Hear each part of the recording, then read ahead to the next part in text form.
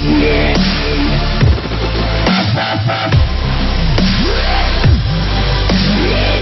Antonia Nouri Farzan. Antonia Nouri Farzan, reporter for Morning Mix. Email bio. Follow October 5 at 5:53 a.m. Walt Disney Concert Hall, a $274 million fortress of swirling, stainless steel designed by the renowned architect Frank Gehry, is just a little over a mile from Los Angeles' Skid Row.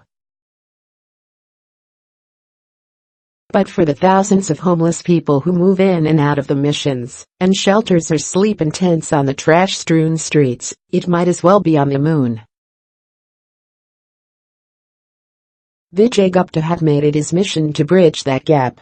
The 31-year-old violinist makes a living performing for affluent concert-goers at the Los Angeles Philharmonic. The rest of the time, he's at Skid Row or county jails, playing for an audience that may never set foot inside Disney Hall. Described as one of the most radical thinkers in the unradical world of American classical music by The New Yorker and the most interesting man in the Phil by Los Angeles Downtown News, his goal is to bring art and beauty to some of the city's ugliest places. On Thursday, Gupta's 8-year-long experiment with taking classical music out the highbrow world of concert halls and into the streets received national recognition when he was named one of the 25 winners of the 2018 John D. and Catherine T. MacArthur Foundation Fellowships. The Genius Grant, as it's more commonly known, comes with a $625,000 prize that recipients can use in any way that they choose. In its announcement, the foundation credited Gupta for bringing beauty, respite, and purpose to those all too often ignored by society, and demonstrating the capacity of music to validate our shared humanity, while also bringing attention to the social problems manifested in a place like Skid Row.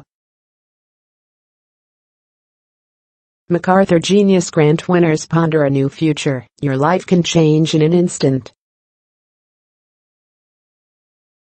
Born in 1987, Robert Vijay Gupta grew up an hour and a half north of New York City. His parents, who immigrated from India in the 1970s, had high expectations for their two sons. Gupta was only 7 when he entered the pre-college program at the Juilliard School and 11 when he made his solo debut with the Israel Philharmonic Orchestra, marking the start of his international career. At 17, he received his undergraduate degree in biology from Marist College. "My dad was undocumented when he came here," Gupta told NBC's Dateline this summer. He worked in kitchens all over New York and worked in JFK doing baggage claim. "And so I think the drive came from them having meaning again in the world, because their 2 kids were talented." The pressure to live up to those expectations could be painful. "My brother and I spent a lot of time weeping while playing our instruments," Gupta told Dateline.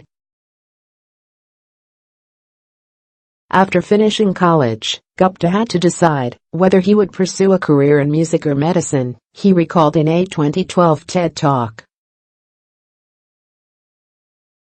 While interning at a medical lab at Harvard, he struck up a conversation with Gottfried Schlag, a celebrated neuroscientist who studies the effects on music on the brain. Schlag had faced a similar choice years before, when he gave up a promising career as an organist. He told Gupta that medical school could wait, but the violin wouldn't. With that encouragement, Gupta joked, "I decided to shoot for the impossible before taking the MCAT and applying to medical school like a good Indian son to become the next drive." Gupta.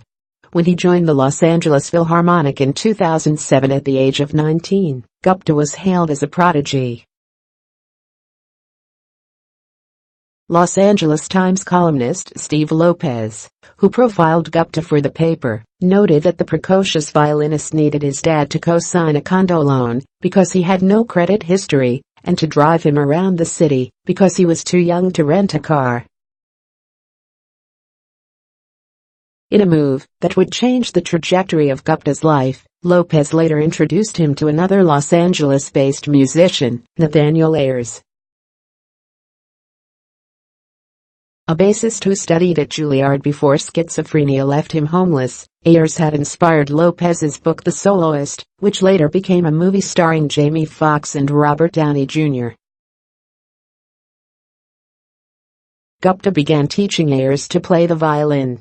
I found myself growing outraged that someone like Nathaniel could have ever been homeless on Skid Row because of his mental illness, he recalled in his 2012 TED Talk.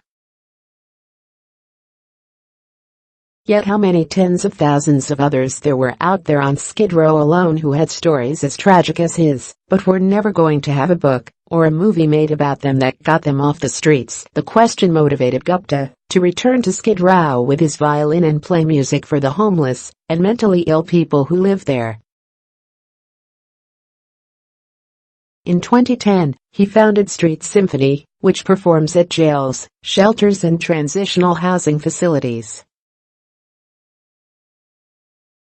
Each December, it gives a performance of Handel's Messiah, featuring both professional musicians and people from Skid Row. They also offer intensive musical instruction to a group of fellows, many of them current and former Skid Row residents. The idea of bringing beauty into that desolate, dehumanized place became a calling, Gupta explained in a 2014 interview with The Independent.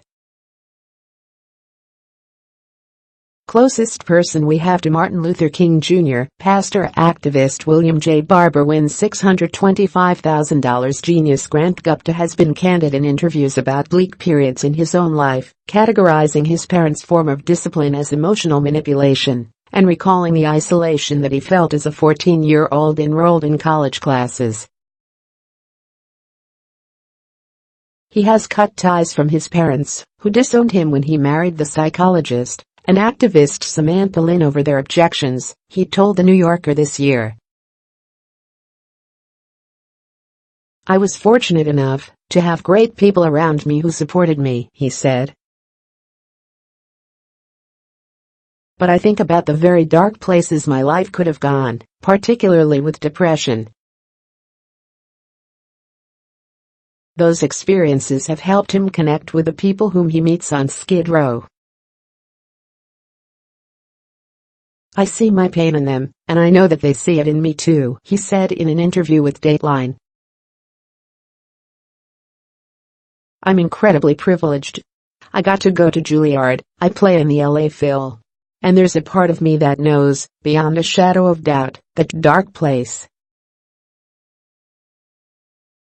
Gupta hasn't yet said how he plans to use the Genius Grant money, and told the L. 8 times that getting the call from the MacArthur Foundation, while he was pulling into the parking garage at Disney Hall, came as a total shock. I think I shouted expletives at the committee for the first minute of the phone call, he said, because I was in utter disbelief. It was the wildest possible dream.